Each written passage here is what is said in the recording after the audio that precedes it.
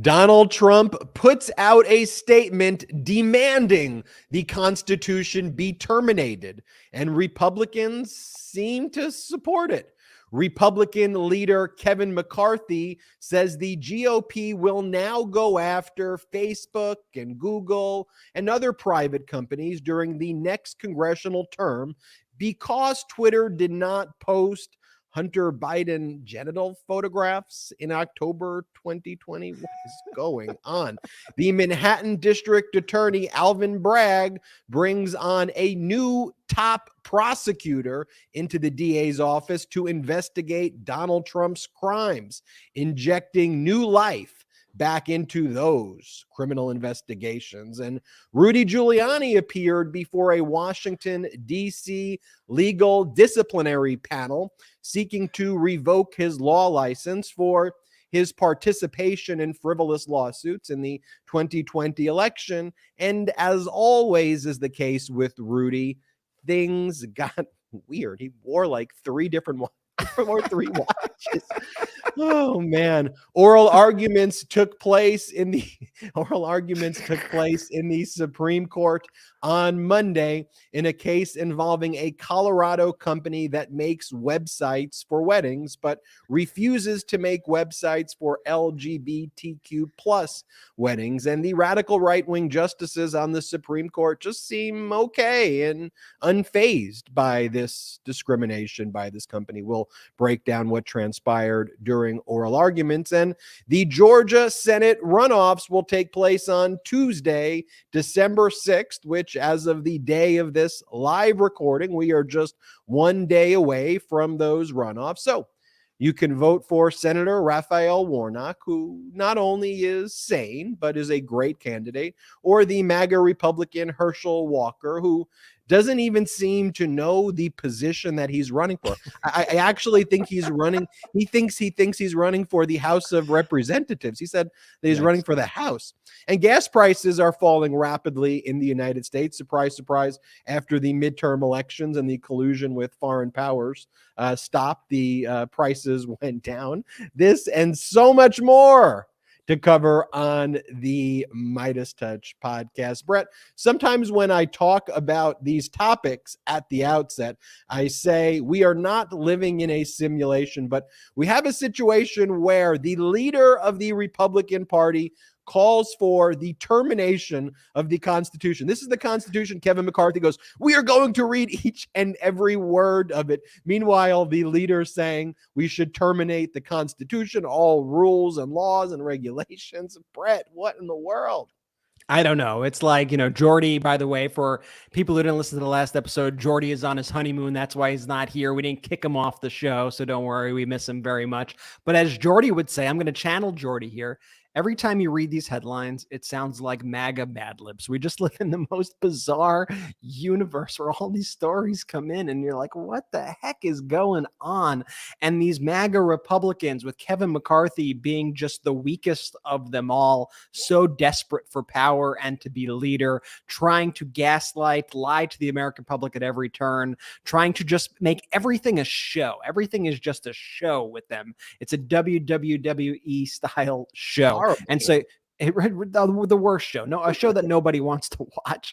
But you have McCarthy just, what was it, last week or 2 weeks ago, saying, and we as the Congress, we are going to actually read the Constitution on the floor. They did this stunt before, and they always end up leaving out parts of the Constitution that they don't like when they read it. Did you even know that, Ben? Like last time they left out parts about slavery from the Constitution. They left that out completely when they were reading the Constitution. They like to hide parts of the Constitution, Brett, is way too woke there. I mean, how dare the Constitution address like the 13th Amendment and the 14th Amendment? Every other amendment, Brett, for the Republicans, other than the Second Amendment, is just too freaking woke, okay? Yeah, well, the part that they refused to read, the thing that they didn't want to read, was the 3/5 clause that said that Black Americans were counted as 3/5 of a person in the original Constitution. They wanted to hide that part of history, the same way they want to ban part of our history textbooks and not tell people the truth about what happened in American history. We should teach all parts of American history, the good and the bad. I wonder this time if Kevin McCarthy, when he reads it, if he will take the part about what happens to people who engage in insurrections. Let's look forward to what he's going to do when he reaches that part. But at this moment, with Donald Trump's recent statements, it seems like McCarthy is actually reading the Constitution as sort of a farewell address, because Donald Trump explicitly, and there is no room for any other interpretation whatsoever, Donald Trump explicitly called for the termination of the Constitution. And yes, he used the word terminate, not suspend, as I've seen many reporters say. He wanted to suspend. Which, by the way, would be bad too. Which that would be bad in and of itself. But he went one step further than suspending and said he wanted to terminate the Constitution. I will read it for you here word for word, so you don't think that I'm putting words in his mouth or his Truth Social account, I guess, in this. Because yes, it is in writing. He says a bunch of stuff about massive and widespread fraud and deception. And then this is the line: a massive fraud of this type and magnitude allows for the termination of all rules, regulations, and articles, even those found in the Constitution. He specifically made sure to let people know that he was talking about the Constitution here. He didn't have to include that line. Our great, quote, founders. I don't know why he puts quotes around founders. It's weird. He does weird capitalizations, weird quotes. I don't know. Our great, quote, founders did not want and would not condone false and fraudulent elections. So, the fallout from that was immediate. You can't be an American and make statements like that, let alone someone who was an elected official who was sworn to uphold and defend the Constitution. So when you have a moment like that, what you would hope that us as all Americans could come together and say this very simple fact: listen, I don't think we should terminate the Constitution, okay? That's not what we do in this country. We support the rule of law. We want to make changes to the Constitution. We got process for that. We got things called amendments. You could do that. Terminate the Constitution? Absolutely not. That right there is a sign of a dictator, of a fascist, and you need to condemn it and call it out forcefully, as we do, forcefully like the Democrats did. But these Republicans, man, they cowered. They make every excuse. It's back to the Trump days of, I didn't see the tweet. Well, perhaps there was another context for it that maybe. No, there's no context. This issue is black and white. There is no both sides to it, folks. And that's why here at the MeidasTouch Network, we don't both sides this sort of thing. Some things, there is a truth and there is a lie. The truth here is that Donald Trump said that he wants to terminate the Constitution. He is an authoritarian, and anybody who cares about this country needs to call it out loudly. So, Ben, what happened next in this saga of the Trump termination of the Constitution? Well, some of the MAGA Republicans went on the media networks over the weekends because they wanted to talk about their agenda of going after Facebook and Google and YouTube and everyone else. But they were asked the questions, well, what do you think about Trump saying he wants to terminate the Constitution? And would you support Feels like a layup. Would you support a Republican nominee for president who wants to terminate the Constitution? Would you support that? Beyond the layup, the easiest question to answer, right? I absolutely would not support someone who wants to terminate the Constitution. We condemn in the harshest terms. But this was MAGA Republican Dave Joyce of Ohio, who I should add, before being a member of Congress, was a prosecutor. That was Dave Joyce's job. He was a prosecutor before becoming a member of Congress. And he went on the George Stephanopoulos show. I give George Stephanopoulos credit for pushing on the issue. Stephanopoulos should have used the word termination and not suspension. But the same point is made. Can we play, Brett, this interview over the weekend of MAGA Republican Dave Joyce being asked by George Stephanopoulos if he would still support Trump or a Republican candidate who believes in terminating the Constitution? Donald Trump was your nominee in 2016 and 2020. You voted for him in 2016 and 2020. Now he's talking about suspending the Constitution. Can you support a candidate in 2024 who's for suspending the Constitution? Well, again, it's early. I think there's going to be a lot of people in the primary. I think at the end of the day, you will say whoever the Republicans end up pick, I'll fall in behind because that's... Even if it's Donald Trump and he's called for suspending the Constitution? Well, again, I think it's going to be a big field. I don't think Donald Trump's going to clear out the field like he did in 2016. That's not what I'm asking. I'm asking you, if he's the nominee, will you support him? I will support whoever the Republican nominee is. And I just don't think that at this point he'll be able to get there because I think there's a lot of other good quality candidates out there. That's a remarkable statement. You'd support a candidate who's come out for suspending the Constitution? Well, you know, he says a lot of things. You have to take him in context. And right now, oh my gosh, I have to worry about making sure as a Republican governance group and the Republican majority that we make things work for American people. And I can't be really chasing every one of these crazy statements that come out from any of these candidates at the moment. But that's an extraordinary statement. You can't come out against someone who's for suspending the Constitution? Well, first off, it has no ability to suspend the Constitution. Secondly, but he says he's for it. Well, you know, he says a lot of things but that doesn't mean that it's ever going to happen. So you got to accept exact fact from fantasy. And fantasy is that we're going to suspend the Constitution and go backwards. We're moving forward, and we're going to continue to move forward as a Republican majority and as a Republican conference. I don't see how you can move forward if your candidate is for suspending the Constitution, but thank you for your time this morning. What an absolute coward. Oh my God. You notice what he said too? He kind of slipped in. We just got to focus on making things work for the American people. How are you going to make things work for the American people if you support someone who wants to terminate the Constitution? And Brett, play the clip recently. It's of Kansas Senator Roger Marshall, who's being asked and is just kind of like trying to avoid answering the question. I mean, just so cowardly. Could we play that clip? I know it just happened recently.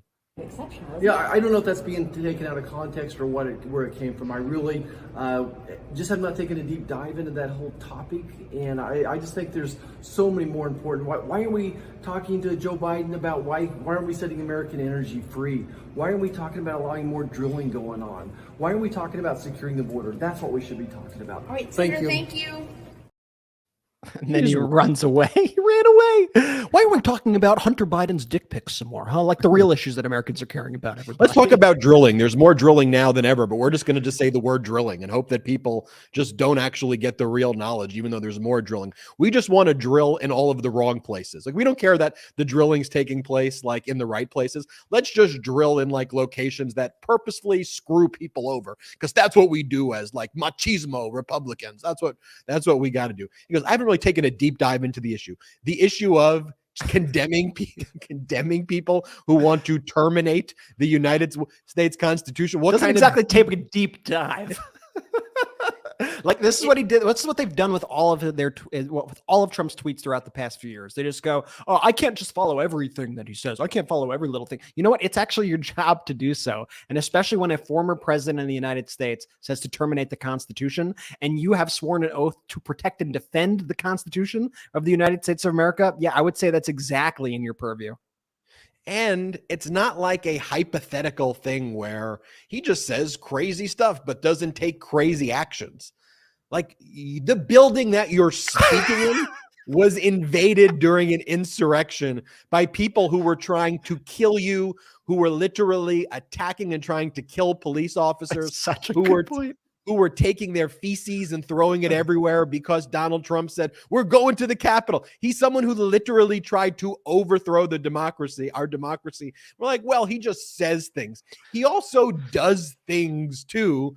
And he's out there too. Over the weekend, or was it end of last week, he spoke. This was after the Oath Keepers were found, the leaders were found guilty. He spoke at like a conference for the January 6th insurrectionists where their families were there, calling them political prisoners. And Donald Trump gave a pre-recorded keynote speech in favor of the defendants, like people who pled guilty for trying to kill police officers. Donald Trump is saying, well, this is the biggest travesty that this happened to you.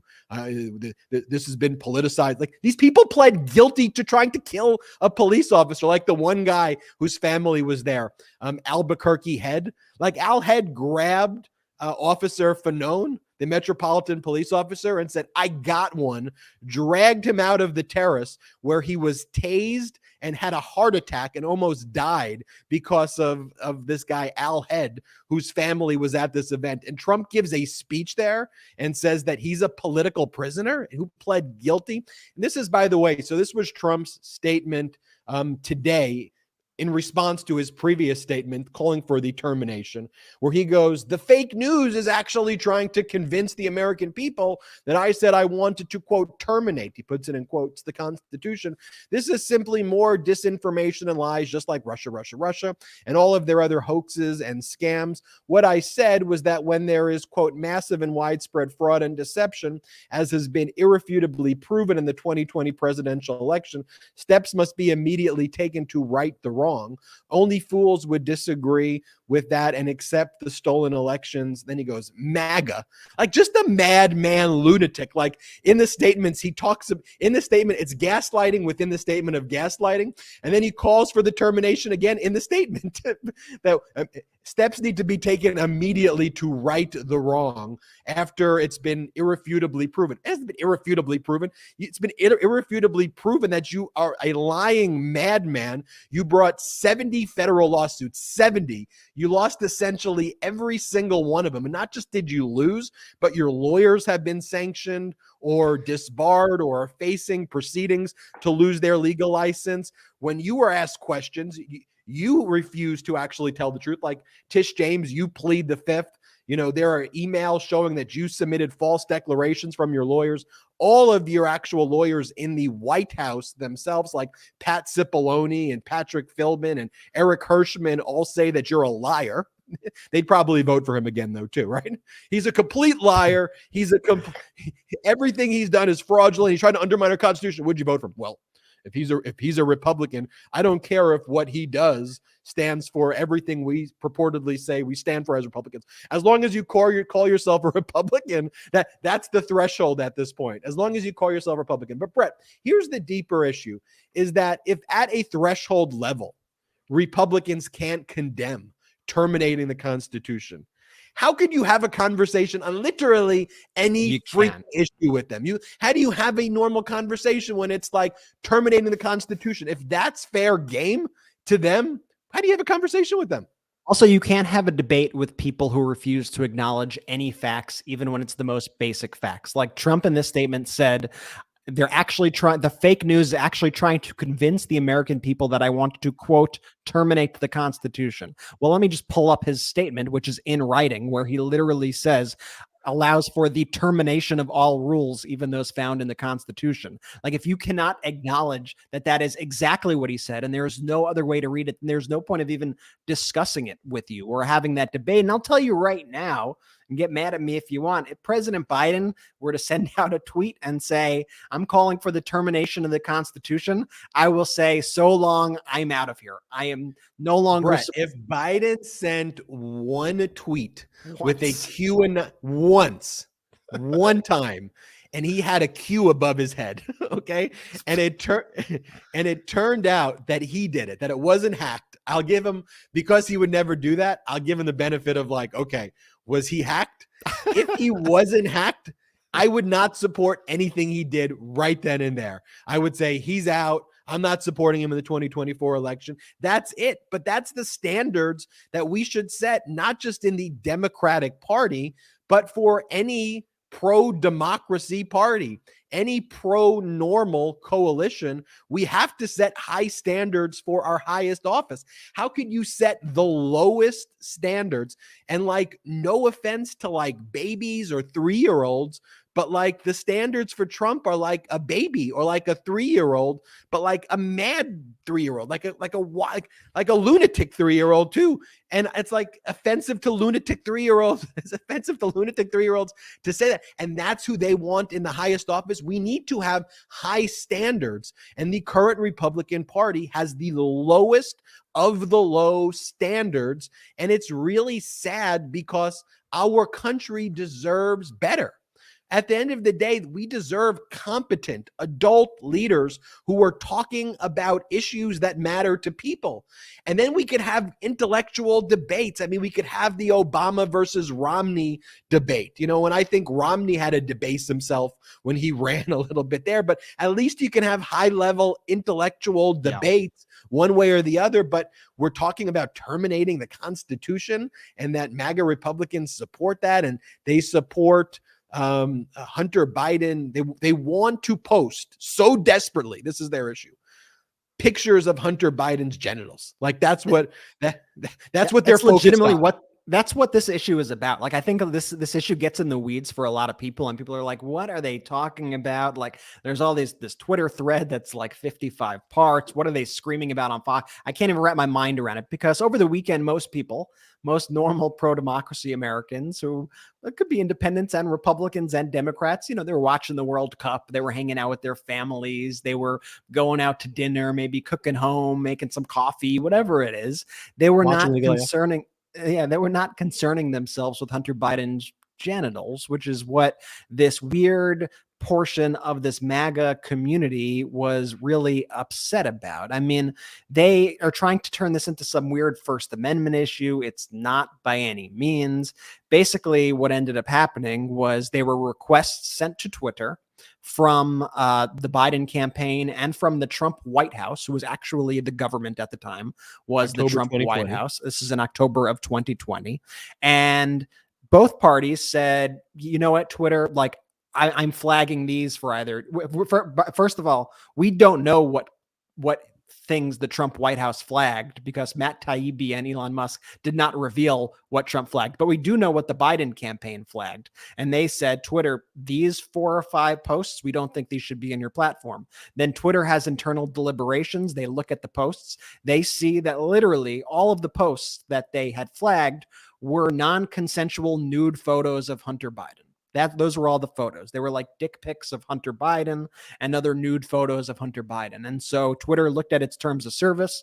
They spoke about it internally, and they decided, yes, revenge porn is not welcome on our platform. They deleted it. That's what Republicans are furious about right now. That's not a First Amendment issue. That's a company dealing with its own stuff. And I'll tell you, as somebody who's worked in a variety of companies, I'll tell you right now, every single company, every single large organization, every single athlete, celebrity, brand, you name it, they all have direct access to someone at Twitter in which they could speak to them about issues concerning the platforms. All big organizations have contacts at the various platforms where they could get expedited help with an issue. That's not really what is of concern here. And Twitter acted on its own volition. Once again, the Biden campaign was a private at that point, and it wouldn't have mattered if they were the government, like the Trump campaign, who was making similar requests. I don't know what they were taking down. And they said, hey, there are these nude revenge porn photos on your platform. Can you take it down? That's what all this fuss is about. And what Republicans are so furious about is that in October of 2020, this was their big October surprise. This was going to be it. We're going to take down Biden with these salacious photos that we obtained through nefarious means. Who knows how it happened? It was Rudy Giuliani with Russians in Ukraine. Who knows how this was all assembled and gathered, but it was clearly through nefarious means. And we're going to release this. And this is going to be our big bombshell in October of 2020. Big bombshell is to attack Biden's drug-addicted son at the time. Biden's son, who's in recovery, who's made a full-fledged recovery. Let's attack what he did when he was a drug addict. He was not, he didn't have top secret clearance like Jared Kushner. He didn't have a White House position like Ivanka. He wasn't out there speaking at the presidential events like all of Trump's kids were, where literally the whole event is just a series of Trump's kids, like leading the party. You know, it was someone who was like drug addicted, who had lots of problems at the time. And it was like, let's pick on that person as the October. But this disgusting too. And then acting so holier than thou, like, oh my God, like no Americans have someone in their family, or that no Americans ever gone through issues of like drug addiction before and has been at really low moments in their life where they've been engaged. Like, let's mock the father who tried to help out. let's try to get at the dad by going after the son. It's like so sickening too. During that time, it endeared me more to Biden when I heard stuff of him like calling Hunter Like and was saying like, Hunter, I'm here for you. Whatever I can do for you, I love you so much. And like, again, we talked about the Rorschach test on the last one. I view that. I just got to correct you, Ben, because everyone's been real upset with your pronunciation here. It's Rorschach, and we just keep getting the comments, so I have to stop you. I know, you say Games of Thrones and you mispronounce things from time to time, but I can't handle the deluge of comments that we will get. I did see a lot of comments. I just went, pronunciation like is one of my weaknesses. I know, and that's why I had to do. I'm like, I can't deal with the comments again. Oh boy. Okay, so this was a Rorschach. The great work out there. Oh, that's great. Great work out Crushed there. it. A Rorschach test that you listen to a father speaking to their drug addicted son and saying, I'm here for you. Whatever I can do for you, just let me know. Son, I love you. And you look at that and go, that's a loving father? Or on the MAGA Republican side, you look at that and then you go, ha, ha, ha, ha, look, you have a drug addicted son. Ha, ha, ha, let's go after you for that. Like, to me, a perfect Rorschach test there as well. Great pronunciation. I'm so proud of you, and great explanation as always. The weird thing is, like, I'll see, like, when we will do random posts online and things, like a lot of these crazy MAGA right wingers will respond to the posts with those pictures of Hunter Biden. Like, they have the pictures on their computer, and they have a lot that are like photoshopped into like just really disgusting things as well. But they have the photo, like they all share the photos on their phones. They have them in their camera rolls. They like text them to each other all the time. It's just a weird thing for somebody to be so focused on the son of the president's naked body so much that you want to share these photos. And that is, you think it messed up the election because they took down a few posts of I can't even. But and by the way, you got Kevin McCarthy going on Fox on Sunday saying that he wants the government to now go after Facebook and Google because of this. And note the irony that he's literally on Fox, an arm of the Republican Party. Note also that Trump, the actual government at the time, was literally doing the exact same thing. And also Fox and Sean Hannity literally worked as a crisis PR firm for Trump during the Trump presidency. Like here, like just pull up this, like these are just some of the text messages we have because the January 6th committee got it from their subpoenas. But this is Sean Hannity saying, this is to Mark Meadows. Guys, we have a clear path to land the plane in 9 days. He can't mention the election ever again, ever. I did not have a good call with him today. And worse, I'm not sure what is left to do or say. And I don't feel like it's truly understood. Ideas. I mean, you know that there are literally thousands of messages like that we don't have. Oh my gosh. Every single week, every day, they'd be in communications. Could you imagine just on a daily basis, what the Fox communications are between these hosts and between Republican politicians about how to handle their various crises, how to report on Republican issues, how to try to land a punch on the Democrats for something. I mean, Fox News is not a news station whatsoever, despite that being their name. Fox News is literally a propaganda arm of the Republican Party. They are there to bolster Republicans, and they are there to put down Democrats, and they coordinate, yes, directly with Republican politicians. And if you saw those emails, that would be an absolutely explosive bombshell. But we saw the text, like we have the evidence already from January 6th. We have the text with Hannity, and they don't hide it. You see, like, people like Hannity literally headlining Trump rallies and going to stump for Dr. Oz and things like that. You don't see Rachel Maddow doing that. You don't see other reporters doing that. That's exclusively a Fox thing. And so Kevin McCarthy goes on the Sunday show. Do we want to play the clip, or do you think? Yeah, play the clip just so people see what a weirdo coward McCarthy is. What Elon Musk has been able to do, now we know why the White House wanted to fight so strongly against him owning Twitter. All he's done is put out the truth. Now we need to start looking at Facebook, at Google. These now have become arms of the Democratic Party, arms of the Biden administration. But they also used the intel community as well to lie to the American public. Should those people keep their clearances? Should those people still be allowed to have information? If they're going to be political individuals, then no, they should not. And this is just the tip of the iceberg of what we need to investigate going forward.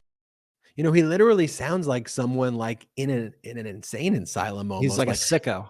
Are we going to go after the intel community next? We got to go after the intel community. And what is Google doing? And what is Facebook doing? Like, even the way he says it is like, what are you talking about? Yeah. Like, can we focus on jobs? Can we focus on the economy, please? Can we focus on healthcare and education, please? Can we focus on infrastructure?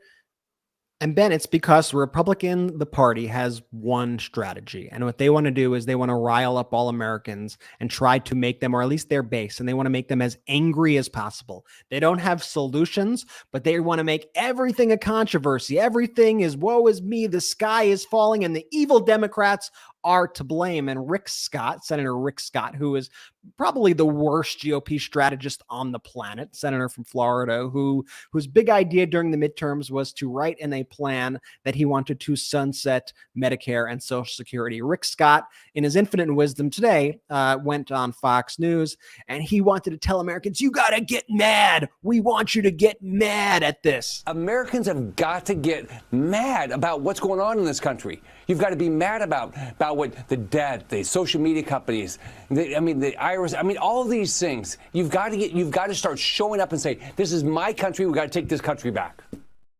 Articulate a sentence. Like, you just like literally, Americans got to get mad about debt, oil drilling, and the IRS, transgender.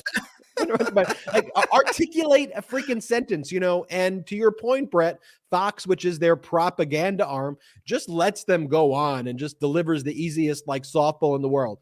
So, Lindsay, what do you want to say? And Lindsay speaks for 5 minutes and just gives a commercial, you know, for a candidate. So, Rick, tell me how you feel.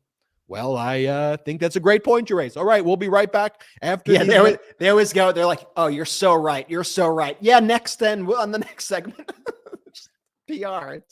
It's you know PR. Who said it great? I don't know if we have this clip because it's from a long time ago, but I know we have some of these clips stored. It's of Bill Clinton's message about Republicans from the midterms, and I think he hits it spot on. Do we have that clip in our library? Yeah, I got it.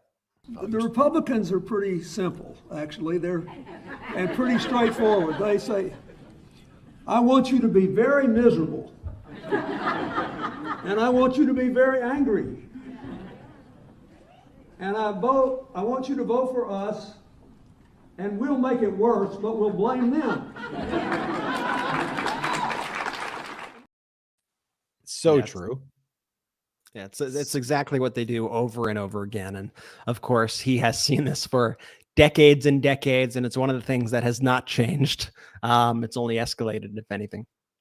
Brett, we are waiting now for a jury verdict based on the Manhattan District Attorney's prosecution of the Trump Organization. The trial's taken over a month. Lots of witnesses were called. Early on, there was a COVID outbreak where one of the witnesses from the Trump Organization started coughing on everyone, but pretty damaging testimony against the Trump Organization. We'll see the outcome there, but as of the recording, we have no verdict yet. The jury sent a question asking about the elements of one of the offenses, but we'll keep you posted as we learn more, and upon a verdict, we'll do a breaking news on the MeidasTouch network. But the Manhattan District Attorney, Alvin Bragg, today announced he is hiring a former senior Justice Department official who has a history of taking on Donald Trump and his family businesses. This was the number 3 highest ranking person at the Department of Justice. So the Associate Attorney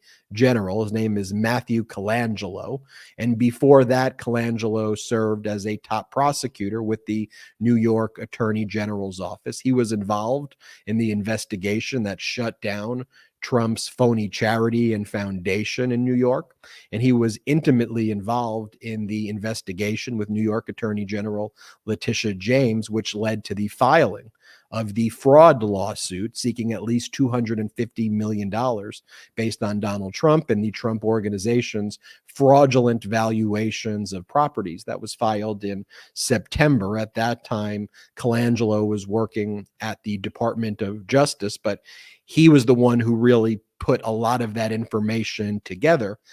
We have an independent monitor, a former retired federal judge Barbara Jones, who has now been appointed after New York Attorney General Letitia James got a preliminary injunction that was ordered by Judge Arthur Engoron, who found that Trump and the Trump organization and his adult children were engaged in ongoing criminal conduct. And so no doubt when you have a judge in New York like Arthur Engoron, by the way, Trump's response is to attack Arthur Engoron and dox Arthur Engoron on his social media platform. But you have a finding by a judge that Trump is engaged in criminal conduct. It's a civil case that New York Attorney General Letitia James brought, because that's only her authority in this area, is to bring civil cases. So we're talking about money damages and injunctions to stop Trump from engaging in further business, but it's not criminal what she's pursuing. But Colangelo was involved in preparing that. And so that has a kind of corollary of the criminal case, right? If you're engaged in fraudulent valuations and there's a civil case, often there could be a criminal case. Lots of people were very critical of Alvin Bragg for letting one of the grand juries there lapse. And they said, well, maybe he's not going to prosecute Trump. But I think there's been revived energy now based on what New York Attorney General Letitia James has done, and some of the other prosecutions across the country. So now you have the DOJ appointing special counsel Jack Smith, like one of the best prosecutors, not just in the country, but probably the world. There's a photograph of Jack Smith. I just keep the photo handy. Who's been hard at work already. And now you have the Manhattan DA bringing in Matthew Colangelo, who goes from the number 3 at the DOJ to now being a senior counsel at the Manhattan DA to focus on this criminal investigation of Trump. So you literally have the 2 top prosecutors in the country, or people who are among the top prosecutors, now focused like a laser on Donald Trump. And I think that is really, really, really good news. Brett, from a non-legal perspective, I mean, do you feel it's shifting though? Like, to me, on the legal side, I can follow what's going on, and I try to give, I don't hide my opinions, but I try to give objective indicia that forms my opinions. But I feel like, aside from the objective data, that there's just a feeling. And a lot of people have told that to me. It feels different. Yeah, no, I agree. And I think you could feel the walls closing in. And as you see Trump get crazier and say things like, it's time to terminate the Constitution, I think that is indicative of his level of panic and how successfully these investigations are proceeding. The Bragg thing today was obviously much welcome news for me. I too, thought this was pretty much a dead case. I honestly don't even know what to think about Alvin Bragg at this point. He's been such peculiar figure. He's been such an enigma. I've been very upset with the way he handled this case. I felt like he threw in the towel way too early as Letitia James was ramping up. It seemed like he was like, okay, I'm wiping my hands with this. I am done. He got rid of Pomerantz and Dunn, which I thought was a really horrible, horrible move. But now this breathes new life into it all. I'm curious to see where it's going to go. I remain very cautious in the way I feel about this because of Bragg's previous actions and rhetoric. And I need to see action in order to kind of get behind him here. But this is action. And so I'm willing to see where it leads. This is a real serious guy who he brought on, Colangelo. I mean, his bona fides are no joke. So I'm incredibly curious to see where it leads. And I await it with bated breath. But like I said, Bragg has not given me too much of a reason to trust him as of late. But this is a positive development, certainly. And Brett, Judge Eileen Cannon ruled against Trump today. So that just goes to show you that she's been like ruling for him and everything. Here's the minute order today where she grants the defendant, in this case is the Department of Justice, because Donald Trump filed this frivolous motion for judicial oversight against the DOJ, and Judge Eileen Cannon was overruled last week on December 1st by the 11th Circuit Court of Appeals, which ruled she had no jurisdiction. And so here Judge Eileen Cannon is granting defendant, the Department of Justice's motion for an extension of deadlines. The deadlines identified in the defendant's motion and the DOJ's motion are hereby extended. And here, Jack Smith and the DOJ said, look, we've got a number of deadlines that are still before you, like Trump filed this frivolous motion to try to unredact the remaining portions of the affidavit in connection with the search warrant that was executed on August 8th at Mar-a-Lago, so he could like get the identities of the witnesses and the sources and methods. And he thought that Eileen Cannon was just going to like give that to him. And so Trump filed that motion before the 11th Circuit Court of Appeals had their oral argument, hoping that Judge Eileen Cannon would just like pull a fast one again for him. But now that Judge Eileen Cannon doesn't have jurisdiction, it takes 7 days for a mandate to issue from the 11th Circuit Court of Appeals. And a mandate issue means like literally the transmittal of the order from the Court of Appeals to the district court. It is a 7-day statutory period within which someone like Trump can file an emergency application with the Supreme Court or ask for a rehearing. If he does that, he's going to lose. But here, the DOJ was saying, look, let's extend the deadlines because you're about to get kicked off the case, Cannon. The 11th Circuit says you shouldn't be on this case, so you shouldn't be making rulings on a case you shouldn't be a part of. So Trump, who always asks for extensions of times, delay, objected to that and said, nope. We want Cannon to make the ruling on our motion to unseal the remaining portions of the affidavit, which just goes to show you what a bad faith actor he is. And she rejected his objection here, which is the right decision to make. But it really shows that finally, I think Cannon realizes that she got the message. She got the message that she's been completely humiliated. And I think we got some funny comments worth reading about Cannon.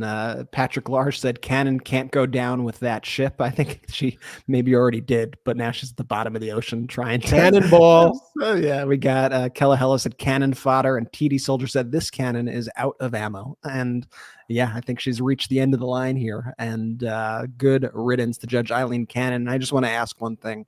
Was it worth it? We're looking back on this moment, Judge Eileen Cannon. Was it worth it to sell your soul for this man and to sell your entire reputation that you've worked your whole life for this? Was it? It's the strangest thing in the world to me. I don't understand it.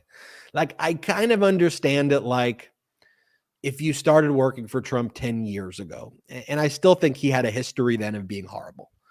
Okay. But then once you saw it in action, okay. But like, okay, let's just give everybody else a break who shouldn't really get breaks. Like people like Pat Cipollone and Patrick Philbin and Eric Hirschman, like, should they get a break? Were they truly team normal? Like they were there, like enabling this guy. That's a whole nother debate and conversation that we can have. But like right now, even, the guy led a coup. He's tweeting, terminate the Constitution. And yet you have people who will sacrifice their reputation. You know, it's like when you see a team losing 17-0, and you go, you know what? $1 million on that team. I'm putting $1 million on that team. You know, I'm putting all my life savings on this team that's down. It's almost worse. It's like they're down 17-0, and the last 50 people who bet on them were struck by lightning or something, you know, like so something horrible happened to them. Yeah. And you're going to be like, oh yeah, it's not going to happen to me. He would never turn on me. Everything's going to be just okay here. Yeah, exactly. There's an expression in the law. Does something shock your conscience? It shocks my conscience. Absolutely shocks my conscience that exists. Want to tell everyone to check out our Patreon. Well, we got a lot more show, just so you know. We got so much more show. We talking Rudy. We talking Supreme Court. Hang in there right now, folks.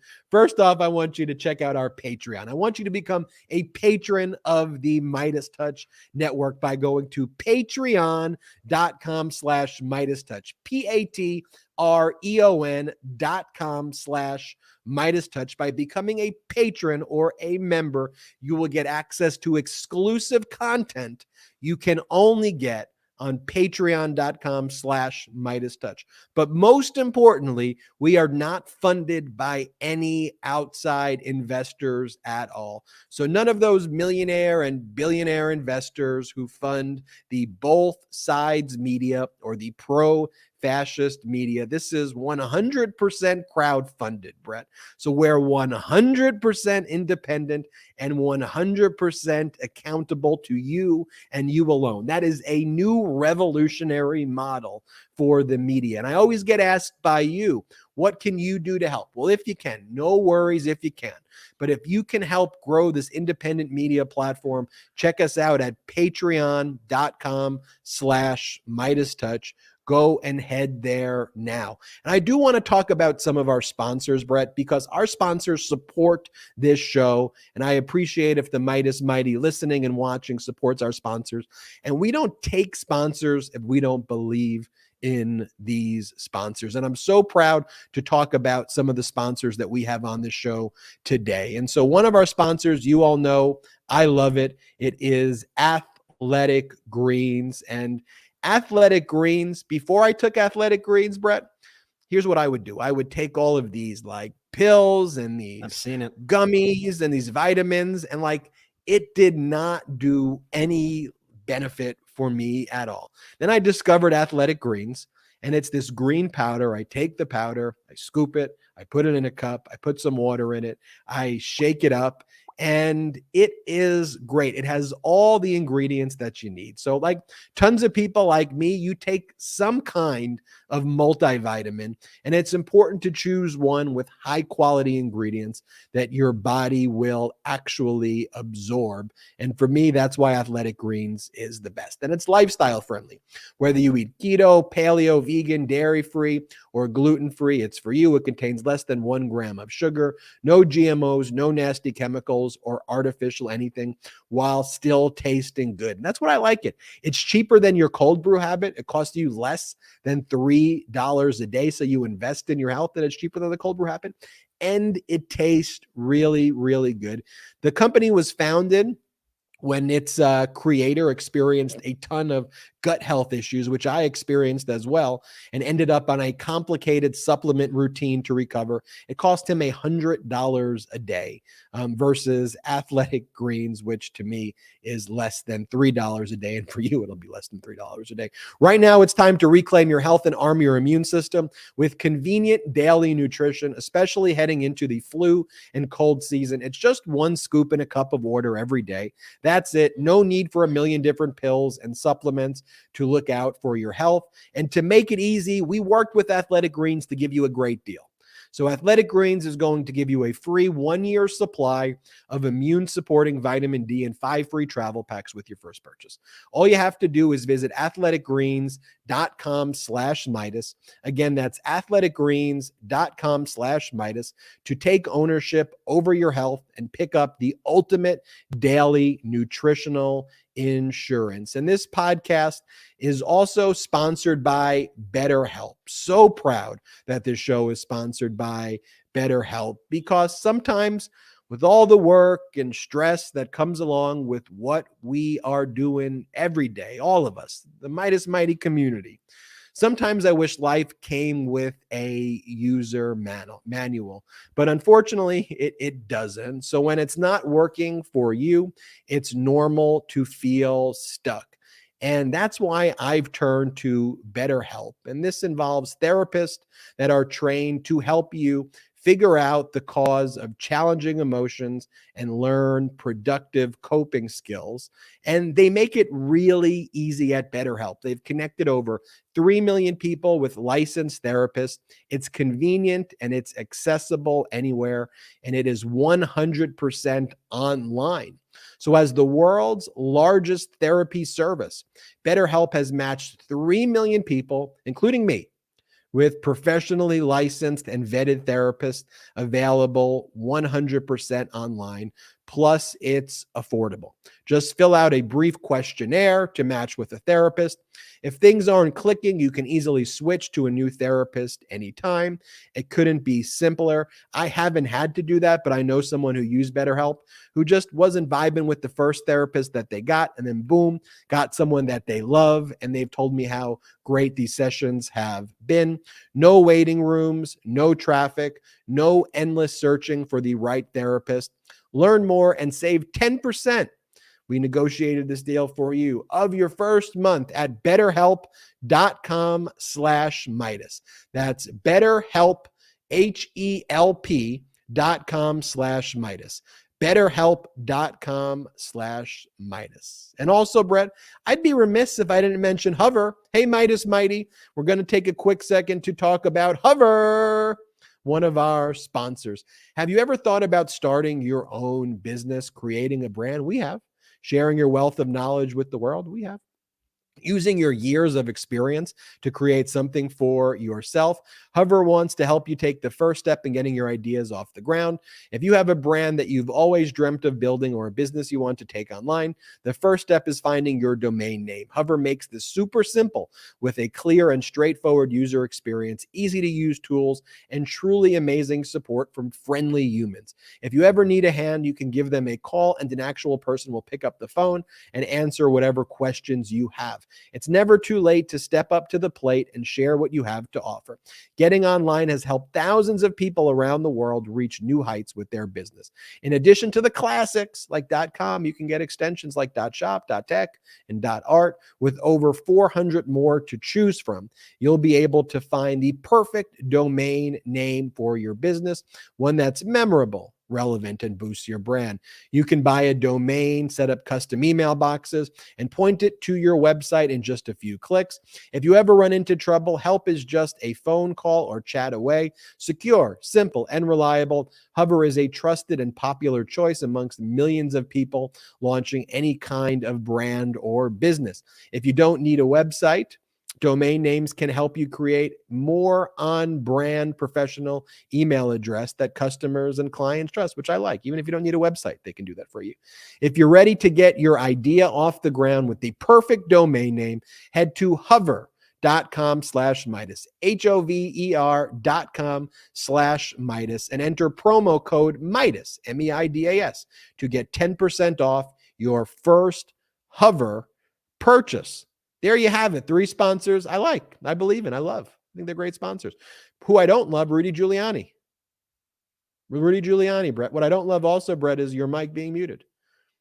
Those 2 things. Look at Rudy that. Giuliani and your mic being Well, muted. we're back on Rudy, Duty, Julie, Tootie, Giuliani. Oh my gosh. It's endless with this guy, huh? And like you said, Ben, every time we see Rudy, and it's just like, it gets weirder and weirder and weirder. You're just like, how could it get weirder than whatever was dripping down his face during that ceremony, during that press conference he held with Jen Ellis and Sidney Powell when he wanted to overturn the results of the election? Well, now he is reaping what he sowed during that process by making all of these challenges to the election haphazardly without any facts. And so, Ben, what was today's disciplinary hearing about? Wasn't Rudy already kind of suspended? Wasn't his bar license already suspended in DC or something? He's very focused. He's very focused on DC. It's suspended in DC and New York. But he's like, he really wants to fight, even though like his license was inactive anyway in Washington, DC. Before all of this, setting aside the suspension. So the fact that he is like so vociferously fighting this thing in Washington, D.C. is just so weird to begin with.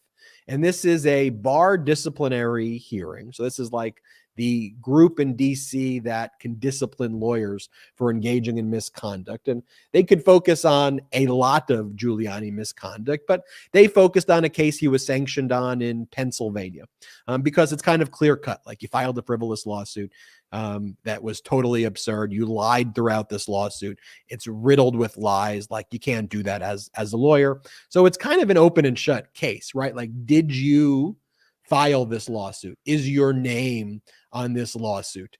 And it lasted hours and hours and hours today.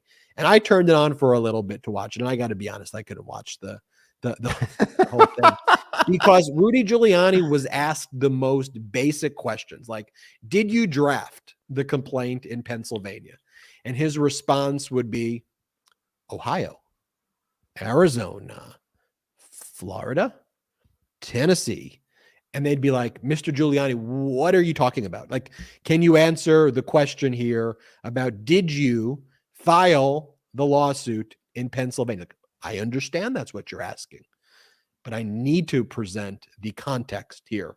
So let me explain to you, what do we mean by file? So I was involved in a lot of litigation, like, Mr. Giuliani, can you please just answer the question? Did you draft the complaint in Pennsylvania? And Giuliani would go, what complaint are you talking about?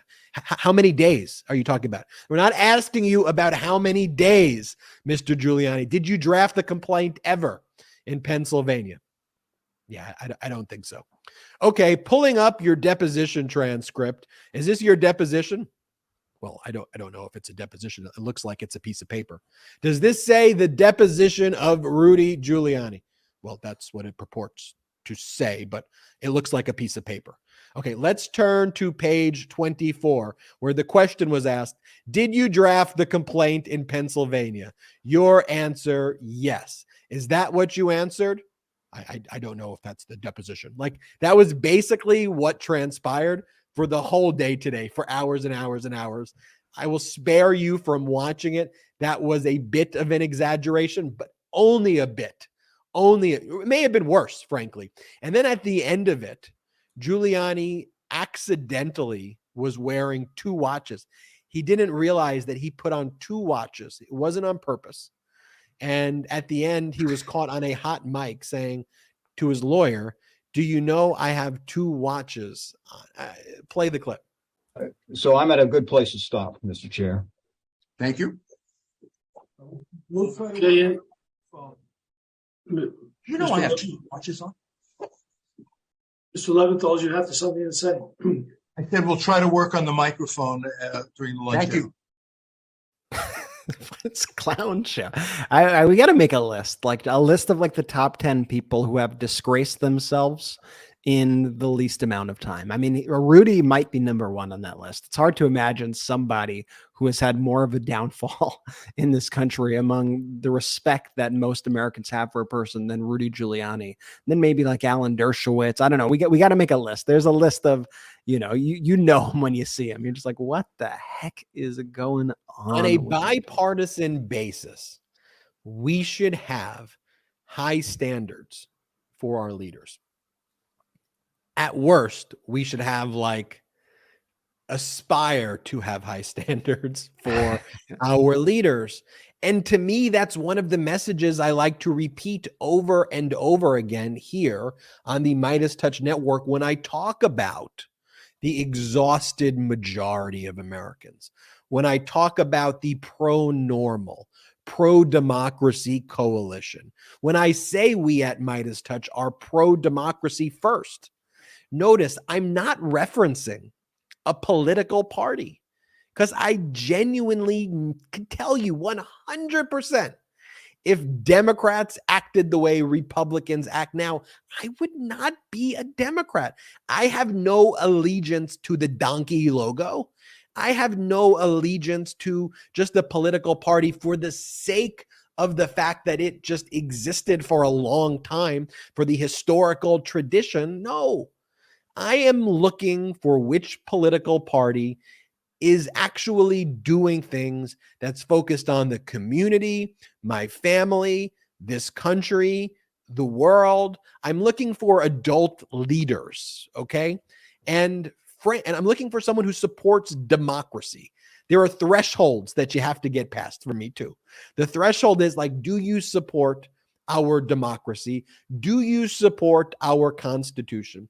And then when we get into issues, whether it's healthcare, education, whether it's infrastructure, jobs, treating workers with dignity, making sure the real freedoms of people, like a woman's freedom over her body, the freedom to marry who you want to marry. When we talk about issues like that, yes, my views will line up progressive and liberal when you break down, my views, but I am open to having, not on all of those, I cannot have a debate with you if you're going to discriminate people or take away people's freedoms, period. But if we're talking about healthcare, if we're talking about education, I'll have a debate with you about the need for it.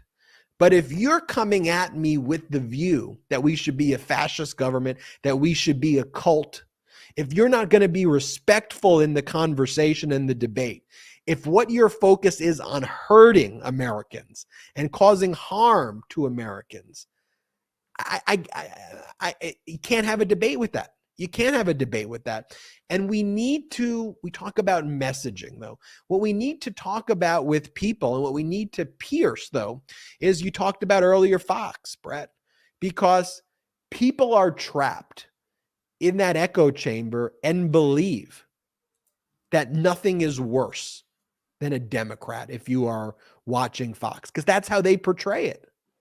And it's like, what are you talking about? Like, what are these views that are radical to you? To me, what's radical and extremist is when you engage in an insurrection. That's radical and extremist. Saying terminate the Constitution is radical and extremist. Telling terrorist groups like Oath Keepers and Proud Boys to stand back and stand by and supporting that is extremist. Supporting our Constitution, being against insurrection, wanting people to have health care, wanting people to have the best education they can have, wanting people to be paid with dignity, to work jobs with dignity. That's not a radical extremist ideology. And we need to be unapologetic in putting that message out there and not be on the defense as pro-democracy, pro-normal, exhausted majority. We got to say, this is what it is. The whole paradigm, conservative, liberal, we talk about this a lot on the podcast. It doesn't hold anymore. Stop calling these MAGA Republicans conservative. There is nothing conservative about pro-insurrection. Terminate the Constitution and be pro-pandemic. Stop. Just because they say it's conservative, we could at least have a critical lens and go, no, that isn't, Brett. Yeah. And, I think you could also talk about this through the lens at some of the horrific things that we saw over the weekend, something that there is no both sides to. But when you see these groups that have been supported by people like Donald Trump, when you see these groups who have been supported by the Republican Party, and I'm talking about groups like the Oath Keepers and the Proud Boys launching attacks against the United States of America, we need to stand firm and all say that is not okay, to say the least. And over the weekend, there were these right-wing terrorist groups that targeted and attacked drag shows, drag story times. This is the new thing to divide Americans in the right-wing media. You have Tucker Carlson talking about it ad nauseum. You have people like Ben Shapiro and Charlie Kirk, people like that. All they talk about is trans issues to try to drive a wedge in between Americans and to demonize the LGBTQ plus community. And so we saw this instance over the weekend in Ohio and North Carolina and Florida from groups like the Oath Keepers, the Proud Boys, the Patriot Front. And for example, there was this drag music art show in Lakeland, Florida, and literally like these Nazis showed up to the event. And if you can't stand and say, this is not okay, as an American citizen, this is not okay for this to be happening in our country, for Nazis to actually be coming to these events to try to scare and terrorize people with Nazi flags, giving the Hail Hitler salute. That is not okay in the United States of America. We also saw the terrorists of the, I believe they're called the Patriot Front, this group in Ohio. They were walking over there. I think this event actually had to be canceled because they were made aware weeks in advance of these threats. And they show up to these drag shows in full body armor like they're going to war. They have full body armor. They have military grade weapons, helmets, often face coverings, although some of these people actually do not. And they show up at these events to terrorize people. And that's why it's like, some people say, oh, the right-wing militia, this, militia, that. They're not, they're domestic, they're terrorist groups. These are terrorist groups in the United States of America. And then in North Carolina, in Moore County, we still don't know for sure what happened here, but there was also a planned drag story time hour happening there, and 3 substations were shot up, which cut power to nearly 40,000 people in the area. And like I said, it's unconfirmed at this point if it is 100% related or not. But what we can confirm is that the terrorist groups were celebrating when this happened, and that they had threatened to attack because of these events going on in the town. There was this woman who hangs out with the Proud Boys who helped do things with the January 6th insurrection. Her name is Emily Grace Rainey. She was like a January 6th coordinator, and she wrote a statement on Facebook saying, quote, "God works in mysterious ways" after the power went out. She also did a post that said, "The power is out in Moore County, and I know why." I mean, that's why we need to be speaking out forcefully in support of marginalized communities, because like that poem, Ben, that was popularized after the Holocaust, first they came for this group, first they came for that group, then they came for me. You have to be speaking out against things like that. And you have to be able to do it clearly and put the blame where it is. In this case, these people have been enabled by the extremists in the Republican Party. They have been enabled by people like Donald Trump, and anybody who refuses to condemn them stands with them. And we need to call that out. And once again, that is a line that I will not bend on. I will not cross. There is no both sides. Oh, you have your opinion, I have my opinion. No, I'm going to take the super controversial stance of Nazis are bad and domestic terrorism is a bad thing. How about that? The right wing can't condemn that. The right wing spends all the time going after the trans community, going after drag shows, going after LGBTQ plus communities. That's where they spend their time. And they spend their time trying to prevent people from living their lives as who they are. Like, that's what the Republicans want to do with the government. How could we use the government to get involved in people's lives to cause harm to their lives?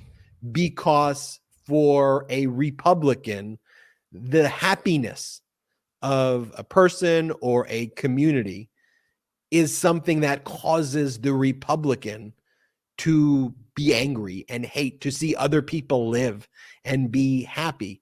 And Brett, it's also being enabled by the right-wing Supreme Court. And we saw that earlier today, there was oral arguments before the Supreme Court in a case called 303 Creative versus Ellenis. I hope I'm pronouncing that right. I'm now self-conscious about all my pronunciation. I'll give you a pass on that one, and I doubt anybody else knows. But just say it with confidence, and then just Can I tell you though, what I'm dreading after you said that, and like what I've been like DL thinking about throughout the whole podcast. So I'm a professor at USC Law School, and I'm teaching a class for undergrads starting next semester. And I'm going to get a list of all of the students' names, and I need to workshop. I need to workshop their names before I go in, because I've been thinking I'm going to get like 50 to 100 student names, and I got to make sure I pronounce all of their names correctly. So after you corrected me, Brett. You're going to be like the Key and Peele sketch where he's like, Aaron. No, it's Aaron. Aaron. That's going to be you. It's definitely something that's been on my mind during this podcast, I must confess. But oral arguments took place in the Supreme Court on Monday in that case, and it involves a Colorado company that makes websites for weddings, but it refuses to make websites for LGBTQ plus weddings.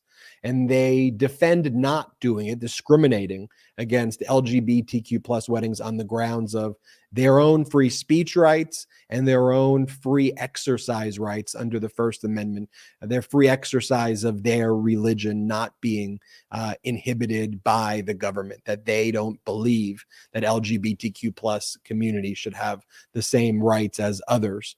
And Colorado has an anti-discrimination discrimination law, where if you are engaged in, kind of public commerce, you can't put on your store window, or in this case, your digital space, we refuse to do business with the LGBTQ plus community. Like, we've evolved as a country to say discrimination against marginalized groups is bad.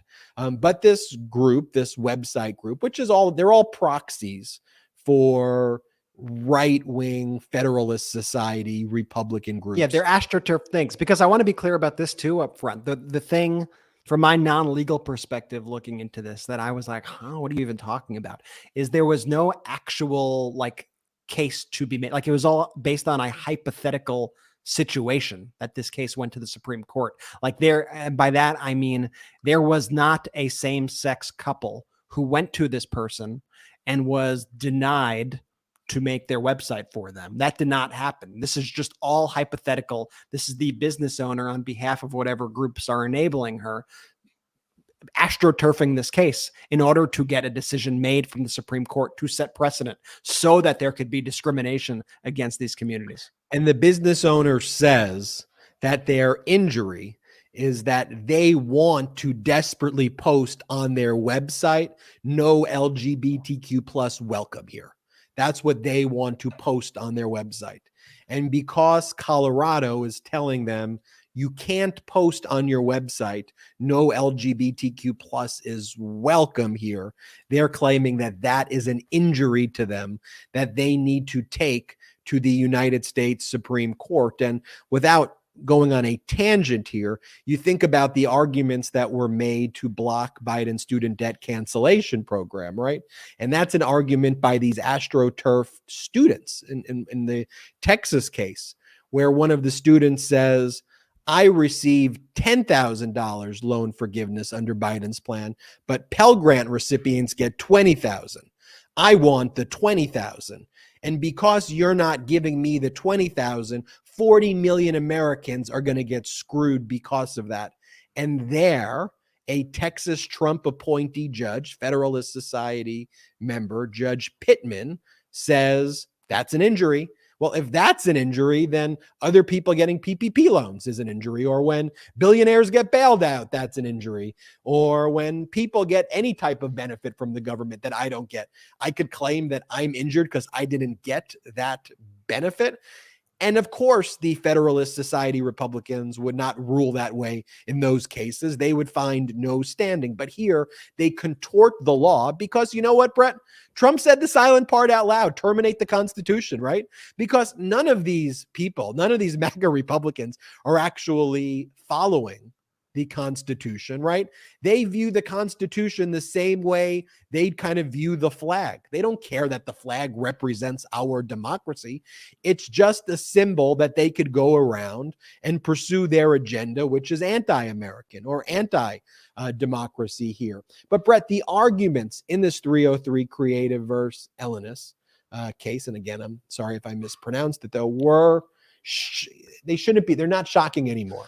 But to hear someone like Justice Alito give hypotheticals about, well, what if a Black Santa refuses to let a child who's dressed like a Ku Klux Klan participant, what if the Black Santa refuses to let the Ku Klux Klan sit on their lap? Wouldn't that be discriminating against the Ku Klux Klan? Now, this is someone who's on the Supreme Court who is making a comparison between the LGBTQ plus community and the Ku Klux Klan, and a Black Santa not allowing a Ku Klux Klan attired individual to sit on his lap. I mean, one, it is a complete non sequitur. There's so many logical fallacies built in, but it is a hateful thought to think that is the thought that goes through your mind as the Supreme Court. Out of everything we're discussing, you're thinking, what if Black Santa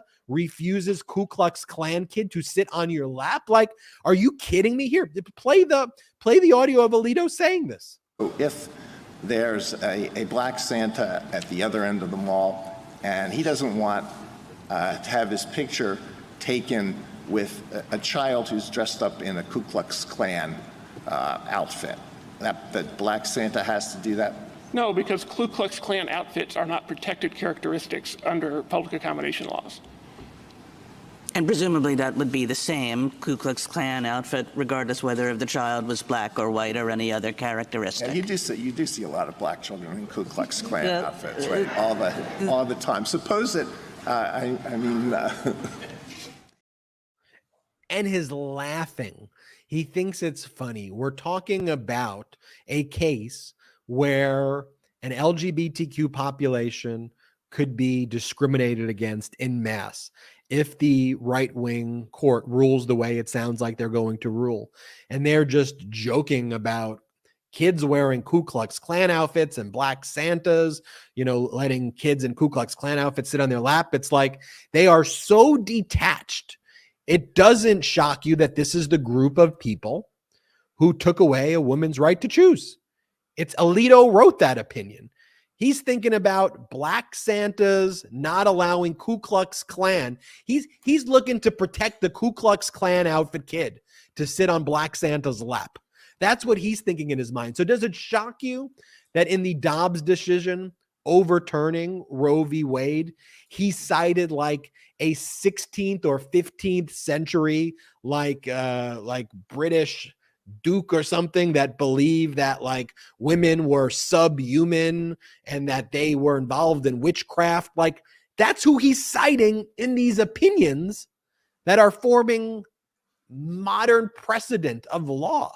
And then it doesn't get much better with Neil Gorsuch, another Supreme Court justice appointed by Trump. And they're talking about one of the cases that preceded this. Remember the case in Colorado, Brett, that involved the cake maker who wanted the Masterpiece Cake Shop, and they didn't want to make a cake for an LGBTQ wedding there. That was decided on much narrower grounds. The business was permitted the business won that case against the challenge that was being brought by the state there, but it was on narrower grounds that the state didn't have like a religious neutral policy. So it isn't like complete precedent here, but I want to give you that setup because that is what is being discussed here by Neil Gorsuch, the Supreme Court justice, when talking about how the state of Colorado required that the shop owner who made the cakes and refused the LGBTQ plus community would just review anti-discrimination law. Just a very basic anti-discrimination law saying don't discriminate against the LGBTQ plus community. Gorsuch says that like you sent, and you, the state of Colorado, sent the businesses to re-education camps. Play the clip. Mr. Phillips did go through a re-education training program pursuant to Colorado law, did he not, Mr. Olson? He went through a process that ensured he was familiar with. It was a re-education program, right? It was not a re-education program. What do you call it? It was a process to make sure he was familiar with Colorado law. Someone might be excused for calling that a re-education I strongly program. disagree, Justice Gorsuch. Thank you, Mr.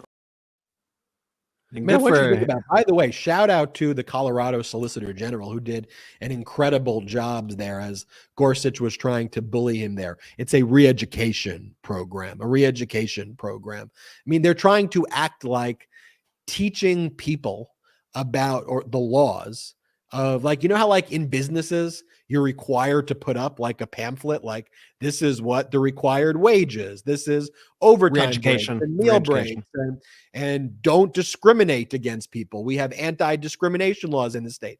So didn't you make them train in a re-education program just like what exists in China and in other countries? They don't go Russia because they support Russia's re-education. The Republicans came out for the re-education LGBTQ plus programs in Russia today. That was actually banning LGBTQ plus communities. And like, that was a big thing that we could do a whole nother show on that. But could you believe that that's what Gorsuch said? Like, I can believe it because that's who they are. Can I believe it? Yes, I can absolutely believe it. And the way he says it too, like the way he says it with his voice, going back to like Kevin McCarthy in the beginning of the show, there's like a weird twisted sickness behind the way they say something where they know what they're saying is wrong. They know what they're saying is inflammatory, but they want to like punish you as they're saying it. It's just a really bizarre kind of thing that you pick up on, especially if you're just listening to the words. It's extra creepy, extra eerie.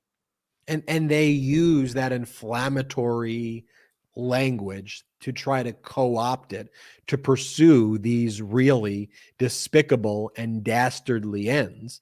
Because if you look at what they are doing, the Supreme Court, they are dismantling the rights that people have. They are dismantling foundational constitutional jurisprudence. They have dismantled a woman's right to choose.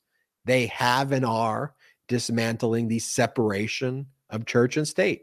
They are dismantling critical legislation like the Civil Rights Act and the Voting Rights Act, right? Like they are tearing it apart so that people's freedoms are taken away. And you may say, okay, well, this case involves a wedding. Why do they all involve weddings or cakes? It's extra insidious because these cases are crafted by Federalist Society groups.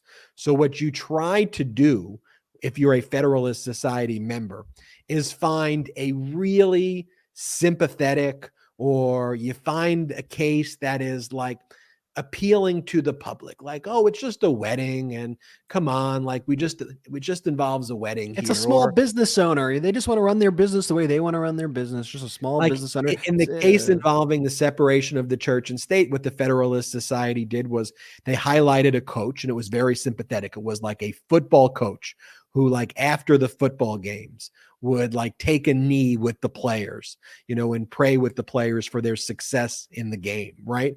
And that's how they erode the separation of church and state, because they say the coach should be able to pray with the kids. And a lot of people go, you know what? I think the coach should be able to pray with the kids. Look, it's football. It's a violent sport. It's not being done in anybody's face. And like, you can rally behind that. They want you to do that because once you go there, they've now have precedent on all the other stuff for their circuit court judges and their district court judges to cite the sympathetic case as the way to block the rights in the other cases. So these cases right now, to erode LGBTQ plus rights, to allow people to discriminate against them, you take a sympathetic case involving weddings, involving, you know, a small business owner.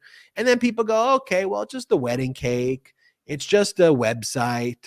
No, it's more insidious than that. Once they get you there, then all their other judges, their Federalist Society judges, find all these state laws that have anti-discrimination provisions unconstitutional under federal law, citing this case. This case now is cited as you're violating the free speech right of the business to discriminate. You're violating their free exercise clause rights under the First Amendment. I think that's rarely discussed, and it's important that I shared that with you here. Brett, let's talk about some good news. I mean, the good news is that I think Senator Warnock has run a very good campaign. Like, yes, he's run an impeccable campaign for this runoff elections, don't you think? Yeah, what about Warnock, though? I mean, he hasn't run what am I talking about? Warnock ran Walker ran the worst campaign in history. Herschel Walker's campaign is just when you think it couldn't go lower, it just seems to go lower every single day. And I truly hope that tomorrow is the last time we have to see Herschel Walker mix with politics. Do you have the highlights or the lowlights of, like, because with Saturday Night Live did such a great thing where, like, Walker, they put Walker in like a room where they like lock him up because they don't want him going out because everything he says is so horrible. And then he sees the reflection of himself. He goes, I'm already in the room. And the things that he says are not far off from that. I mean, like, what did he say in the last 48 hours, Brett? Well, let's just make a quick comparison. You have Senator Warnock out there, and he's finishing the campaign, is really refined his message. He's got a record. He's emphasizing community over chaos. He's emphasizing freedom and voting rights and strengthening the working class and, issues that people actually care about when they're at dinner and speaking with their families and trying to figure out where they're going to get their next paycheck from. And then you have Herschel Walker talking about vampires and werewolves and pronouns, just really appealing to the most extremist fringes of the Republican Party, like trying to get on Tucker Carlson's show, I guess, but just being so just like almost overdoing it and doing it in such like a stupid way that like no one wants to even associate with him. So you have the only people who have kind of surrounded themselves around Herschel Walker during this campaign have really been people like Lindsey Graham, who once again, he's like Kevin McCarthy and the other people we spoke about, who's just gone totally off the deep end. What the hell is going on with Lindsey Graham when you see him speak in any of these clips? You have Ted Cruz, but what you don't have is you don't have any of the more leader kind of figures of the Republican Party having his back. Trump finally tonight, I think, is doing some sort of tele-rally where he's going to say a few words over a Zoom call or a phone. That was the most they were able to get out of him. He would not come anywhere near Georgia, who has rejected him outright numerous times. You had Ron DeSantis, who wasn't going to insert himself in this race at all. And then you have even like as recent as this is either today or yesterday, like I said, you have Herschel Walker. His closing message to voters is, I don't even know what a pronoun is. What's a pronoun? I don't know what a pronoun is. Let's watch the clip. I told you early on that they said there was peace through strength, and our strength is our great military. But now they're bringing pronouns into our military. They're bringing wokeness into our military. I don't even know what the heck is a pronoun. I can tell you that, and I'm sick and tired of this pronoun stuff. What I want our military men and women to do is to be at war fighting. Okay, so that's wrong. It's so off base for so many reasons. First, if you don't know what a pronoun is, you probably don't belong in the United States Senate. Let's start there. Also, he wants our soldiers to be at war fighting. Shouldn't we strive to be at peace? I don't even understand that. They have this vision of our military, when they remember when like that video of the Russian military and it had the music and it was like, they're tough guys and this and that. And you had Ted Cruz being like, imagine if we had this instead of our woke emasculated military. It's like, dude, that military is now getting their ass handed to them. And you are seeing that is all a facade. And that is all you care about. All you care about is appearances. Now, the next thing Herschel Walker talks about, I don't even know how this comes up in a campaign for the United States Senate. Walker went on some tangent where he said he feels like a dirty old man watching children's television shows. He rented the neighbor's kid to go see The Jungle Book so he wouldn't, quote, look like a weird guy. I mean, I'm stumbling over the words because I don't even know what he's talking about, but let's play the clip too. And I just thank you guys. One last story. Y'all have kids. Everybody have kids, I hope. You have kids that they love to watch all these shows, and you have to sit there and watch them with them and stuff. And sooner or later, you get where you like the shows, but they don't like them no more. And now you have to watch them by yourself, and you feel like a dirty old man. Like I had to rent the neighbor's kid to go see Jungle Book like a year ago because my son didn't want to go with me to see Jungle Book, and I don't want to look like a weird guy in this theater watching Jungle Book. Is that a relatable story? Like he's like, when you want to go see Jungle Book and you feel like a creepy old man, so you got to rent the kid to. Is that that's a relatable story that people do? I want to close my campaign with this one important message, ladies and gentlemen. You know that feeling when you really want to watch Ghostbusters, and then you see Slimer, and it makes you feel a little uncomfortable that you're watching a Slimer. And what I'm trying to say here is that what I'm trying to actually say, and everybody can relate to the feeling when we're trying to. Yeah, we're all on the same page here, right? We're all on the same page. And in Ghostbusters 2, when they didn't do the Marshmallow Man, and it was like the Igor character, you watch that with your children, and you feel like you're really weird. And the werewolves, there was no werewolves in the show. Like, I mean, that's literally what What we should have called this episode is "We Need High Standards," or "We Need Standards." We need standards, period. I will take floor level standards, because Herschel Walker does not even pass that bar, Ben, because in a recent interview released this week by Politico, Herschel Walker seemed to not even know that he was running for the United States Senate. I'm not making it up here. It appears that he thinks he's running for the House of Representatives, because in this statement, when he was asked about, there seems to be a lack of enthusiasm of voters for you. And there are pictures coming out right now as we're doing this show also, where there's like a Herschel Walker event and there are like 7 people there, like no one's showing up. And this is a quote from Herschel Walker. He said, "They're not less motivated because they know right now that the House will be even." He's not running for House. "So they don't want to understand what is happening right now. You get the House, you get the committees." He's not running for House once again. "You get all the committees even. They just stall things within there. So if we keep a check on Joe Biden, we just going to keep a check on him."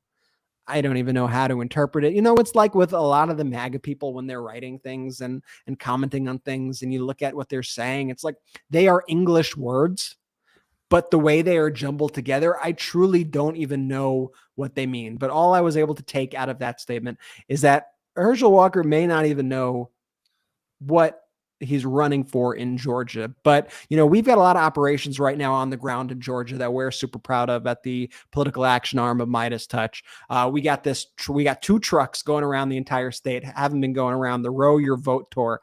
Super proud of these. And the response that we have been getting from the truck as it drives by crowds has been absolutely incredible. We are highlighting messages that freedom is on the ballot, row your vote, re-elect Senator Warnock. I absolutely love this. We have people knocking on doors to get out the vote.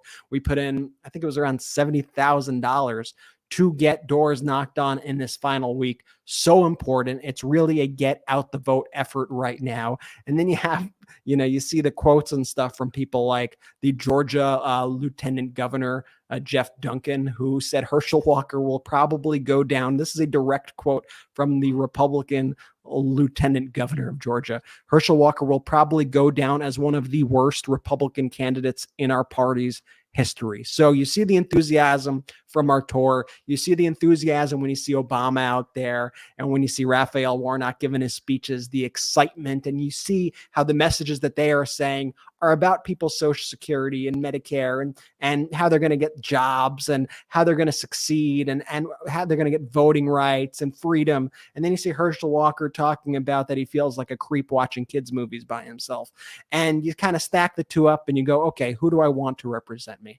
I'm expecting a good result tomorrow for Raphael Warnock. We all got to keep pushing. It's also, it's one of these things. It's going to be a rainy day in Georgia tomorrow, which often depresses the turnout in cities if it's a rainy day. And once again, Republicans have relied on this same day vote because they have so muddied the waters about the importance of early voting, while Democrats have embraced early voting and its importance and understand that it's a super convenient way to vote. So we already have Democrats out there showing up in record numbers to go to the polls. And Republicans are going to have to make up a large deficit tomorrow if they're going to want to have a shot. So we will let you know. We will definitely be reporting on what happens tomorrow. Hopefully by around this time, Tuesday night, we will be able to have an understanding of who won that race. And hopefully it is Senator Raphael Warnock, somebody who's actually fighting for the people and not debating if he wants to be a vampire or a werewolf. Herschel Walker, though, is a perfect representation of who the MAGA Republican Party is today. Contrary to what Duncan says and others say, this is not an aberration, right? This is the type of candidate they want to put forward to make decisions for the American people. And like Obama said, I talked about vampires and werewolves, and I think there's a lot of interesting discussions that you could have about that when you are 7. But when you are running for these serious political offices where people's lives are on the line, we have to have standards, and we should have high standards about people who are our leaders. And it's one of the things I've always said here at the MeidasTouch Network, that the most important day, I thought, where we need to work the hardest is the day after the midterm elections. And not just because votes are still being counted and all of that, but what I meant by that is that as soon as the 2020 elections were over, Brett, literally the next day, we got back to work and worked harder than ever for our democracy. And what's critical here is I think there is a fundamental realignment and paradigm shift in politics. And we shouldn't be passive players in that. We need to be active players in uniting the pro-democracy coalition together of former Republicans who don't have a home, independents, people who are not affiliated with political parties, Democrats, progressives, a group of people who love our democracy, where we could debate issues and have adult conversations, but fundamentally as a threshold level, believe in our democracy and believe in trying to make government work for the people. You know, I was thinking about this analogy, and it may be a silly one, but I want to share it. Like when you have an iPhone or any type of phone, you want it to work, right? You want it to ideally do things that are efficient. Like when I take my iPhone or whatever phone that you have and you put it to your ear, you don't want it to like stick out a needle and stab you in the head, right? That would be bad. You would go, wait a minute, the phone just stabbed me. that is bad. Or you don't want the phone to like squirt water in your eyes and like cause you pain, right? You want it to work. So but the analogy is that the way Republicans want to use our government is actually to hurt the people. Like government should have a purpose to help the people. It should function at a level of efficiency. And we can have argument, it's more efficient here, or it's less efficient here, and here's how we engage in that. But inevitably, it should not be a tool for harm. It should not be a tool that hurts people and makes people's lives worse, or that only works for the 1% of the 1% of the 1% of the 1%. Or how do we get those people more yachts, 5 yachts, 10 planes? They need to make 150,000 times what an average worker makes. That is what we need to fundamentally realign the value set and just say, I understand that once upon a time, the Republican Party may have believed in this. But just because this person calls themselves a Republican doesn't mean that the views are the same as what they used to be. Yeah, we it's need so to ridiculous. call it out. But one other thing I just want to mention too, gas prices are falling fast. So it's just good news. I've even seen it here in California, right? Have you seen it too? Like it's actually in like the $4 here, which is like unheard of for California. I actually haven't seen it there a while, but yeah, the average price now is down to $3.40 across the country. That was over $5 in June. So they're coming down pretty rapidly. The most common price in America is around $2.99. And now the news is, you know, the experts are like, I wonder how low it's going to go. How quickly things change once an election happens. And that is not an issue. Very, very curious. And, you know, what I love about, you know, what this administration is doing is they'll often tackle like the quote unquote boring things of government. But it's the stuff, Ben, that you were saying, like, it's the stuff that actually helps people out. Like while you have Donald Trump and Republicans talking about terminating the Constitution and wanting to investigate and terrorize companies like Facebook and Twitter because they wouldn't let them post Hunter Biden's dick pics, and you have Rick Scott going, oh, we need to make everybody angry. You should be angry. Everybody needs to be angry. Yeah, I got President Biden out there. You got Democrats going like, okay, well, how could we help ease people's junk fees that they're paying at airlines? How could we actually help them with cost costs? How could we help propel this green energy revolution? Maybe we could build over 500,000 electric vehicle charging stations across the country. How about that? Let's get to work and build electric vehicle charging stations across the country so that if you get an electric car, and this will also motivate the big automakers to make more electric cars, you'll be able to go no matter where you want. And the same way you can find a gas station wherever you go, you could find an electric vehicle charging station. So that's something that is in the works right now. And we spoke about the jobs report, which showed stronger than expected jobs, 263,000 jobs added. And as we look around the world, I think even right now, in spite of all the chaos, I think there are also a lot of positive indicators. Here in America, obviously President Biden winning the presidency, I thought that was very important to rebuke Trump in that way. In the midterms, I think we shocked the world. I think we, maybe not if you were listening to the MeidasTouch podcast and following the data experts, but I think for the most part, we shocked the world with the Democratic overperformance and how horribly Republicans did in what should have been an easy win for them. You see Ukraine winning that war, pushing back Russia, pushing back Putin from that territory. You see Putin just flailing and failing. His health seems to be declining incredibly fast. You see Donald Trump, for all of his bluster, he is clearly deteriorating quickly. Lula lost in Brazil. So I think democracy lives to see another day. And I think there are good signs for democracy. But there are still those anti-democratic voices out there, and they are loud, and they could wield that small minority that they have in horrible ways. So it's up to us all to stay vigilant, to keep spreading the truth as to what's actually happening, and to keep just fighting for normalcy out there. Like Ben said earlier, like there's nothing radical about anything that we propose. And the amount of people who on the right in the MAGA world want to comment and say, oh, the radical lefties, radical woke, commie this, commie that. Radical because I don't want to terminate the Constitution. Who's the radical one in this scenario? Okay.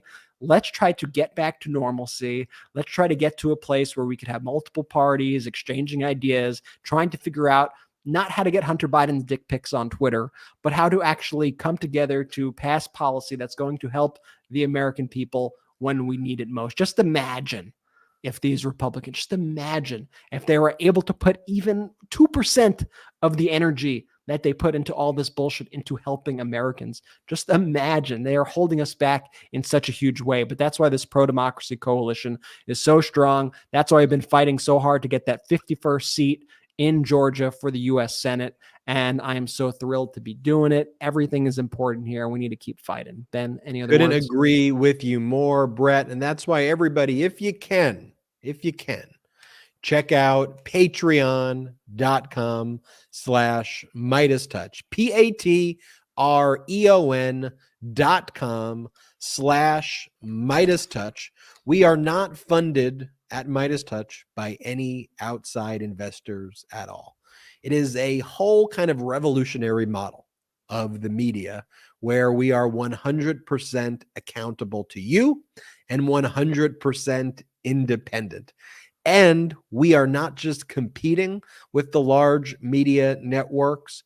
We are, in many instances, getting more engagement and more views and more people sharing this content here, which is so critical for pro-democracy content. So I always get asked by you, what can you do or how can you help grow this independent media platform? I know you subscribe to a lot of things, so no worries if you can't do it. Do not feel pressured in any way. But if you can, when you go to patreon.com/MeidasTouch, you'll discover that at the various membership levels, we have incredible exclusive content that you could only get at patreon.com/MeidasTouch.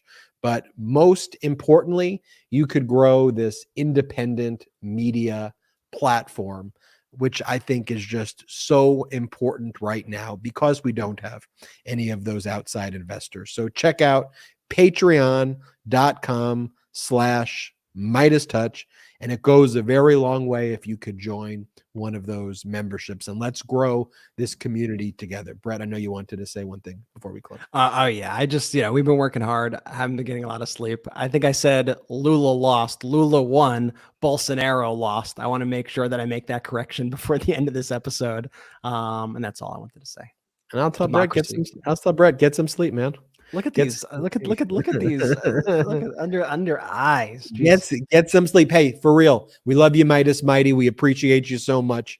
I can't stress enough just how motivated I am every day, knowing that we have your support, working hard for you. That's what keeps us motivated throughout the day. Thanks for watching. Looking forward to Jordy coming back and joining us. And of course, I'll say what Jordy says to close out the shows. Shout out to the Meidas Mighty.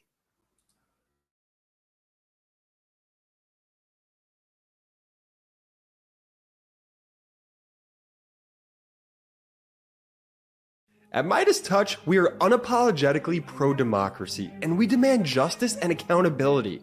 That's why we're spreading our message to Convict 45. That's right, gear up right now with your Convict 45 tees and pins at store.meidastouch.com. That's store.meidastouch.com.